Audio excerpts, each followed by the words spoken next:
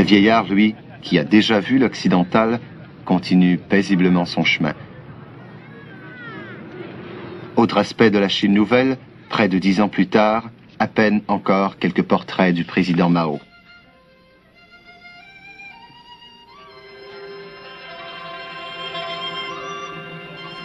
Premier banquet, le lendemain de l'arrivée à Pékin, dans le grand hall du peuple, Zhou Enlai reçoit la délégation canadienne.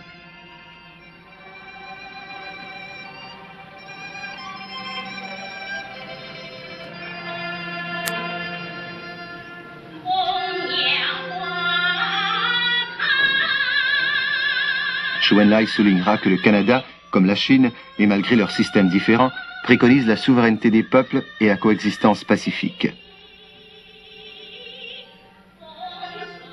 Monsieur Trudeau parlera des ressemblances géographiques et linguistiques de la Chine et du Canada, tous deux à la recherche de l'unité et de la justice sociale. Et c'est en chinois, à la fin de son texte, que Monsieur Trudeau proposera un toast. Kambe. En chinois, cela signifie vider son verre de Mao Tai, cette forte boisson de riz qu'on avale d'un trait et qui fait son chemin en laissant une chaude marque dans la gorge. Je pense que ce qui frappera le plus les Canadiens, c'est le domaine commercial. Nous avons signé un traité important.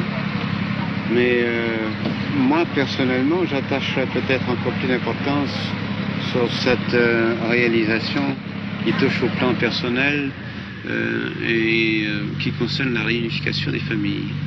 Depuis des années, on avait des demandes de Canadiens d'origine chinoise pour faire venir leurs ancêtres, leur grand-mère, leur oncle, leur tante et tout ça. Et on n'était pas équipés pour permettre à ces familles de se réunir. Maintenant, on a eu sur le plan consulaire un accord qui nous permettrait, je crois, de donner suite très bientôt à beaucoup de mouvements de ces personnes généralement âgées qui iraient de la Chine retrouver leur famille au Canada. Et moi, ça me touche beaucoup. Je pense que ne serait-ce que pour cela, ça vaudrait la peine. Maintenant, on sait que la plupart des sujets que vous aviez l'intention d'aborder ont été abordés et même comblés, je pense, dans toutes les discussions en comité préparatoire à la conclusion des accords ou des ententes. Est-ce que vous avez obtenu plus qu'espéré? Mon Dieu, on espérait passablement de choses et on a obtenu tout ce qu'on espérait. Alors, on ne peut vraiment pas se déclarer autrement que satisfait de cette visite. Dans tous les domaines, même dans le domaine médical où on pensait peut-être avoir quelques chances, on savait que d'autres pays essayaient également d'obtenir l'avantage d'une certaine primeur dans le domaine de l'acupuncture. Et dans ce domaine-là, comme dans tous les autres, nous avons eu gain de cause dans tout ce qu'on demandait. Alors, c'est vraiment un voyage extrêmement satisfaisant du point de vue réalisation des objectifs.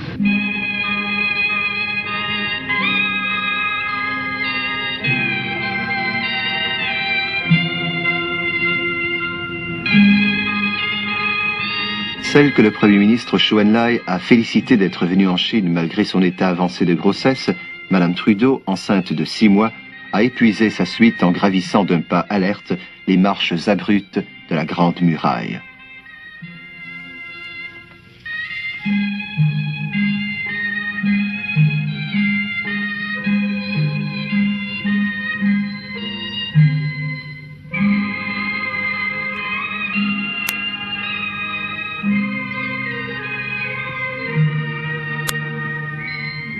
Construite il y a plus de 2000 ans, cette forteresse trapue de plus de 24 pieds de largeur serpente dans les montagnes de l'Hirondelle sur plus de 4000 milles.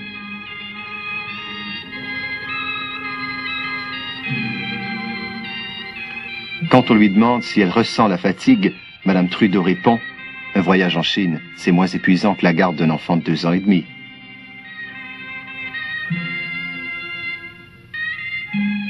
En effet, l'épouse du Premier ministre n'a jamais été absente au rendez-vous. Elle a visité une garderie, en plus d'accompagner le Premier ministre partout, sauf aux entretiens officiels.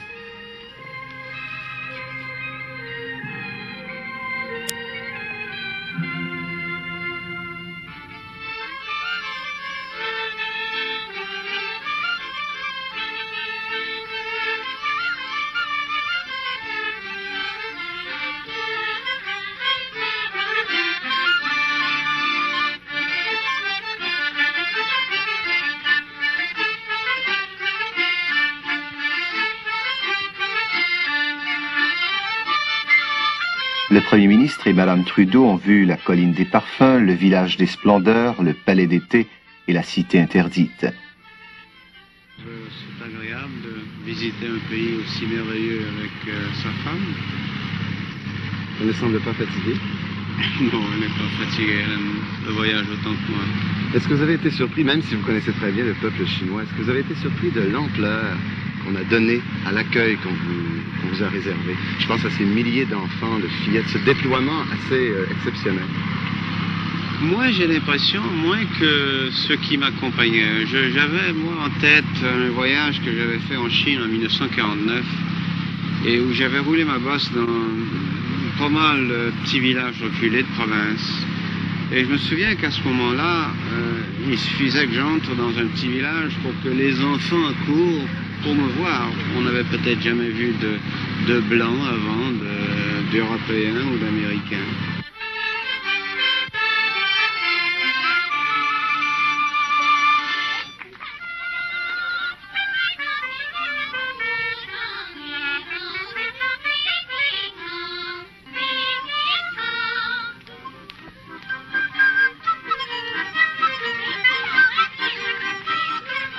On avait prévu pour M. Trudeau, un ancien voyageur féru de l'aventure et de la découverte, un laissez-passer pour l'inconnu, qui irait en grandissant avec les jours, dans la basse province surtout. Alors cette fois-ci, bien sûr, les foules qui accourent ne courent pas parce qu'elles n'ont jamais vu de blanc, mais elles n'ont jamais vu un chef d'État dans cette petite région. Certainement pas un chef d'État du continent américain et surtout pas un Premier ministre qui vient du pays de Norman Bethune dont vous parliez tout à l'heure. J'ai l'impression que tout ça ensemble fait que les foules accourent par curiosité, un peu peut-être pour rendre hommage à ce pays dont on leur a parlé dans les essais de mort à cause de Norman Bethune. Mais beaucoup, je pense, par curiosité. Un peu comme, mon Dieu, à Toronto ou à Guelph, quand la reine passe, on ferme les écoles, on ferme les bureaux et tout le monde va voir la reine.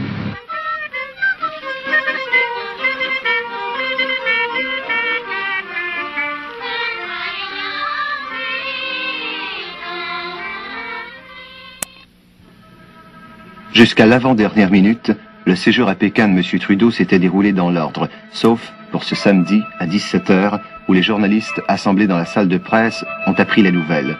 Le Premier ministre est chez le président Mao.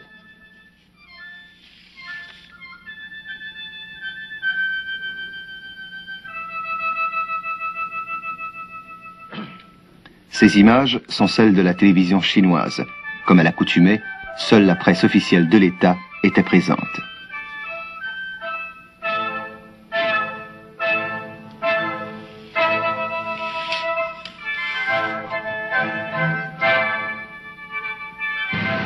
C'est certainement un vieillard à la santé un peu frêle.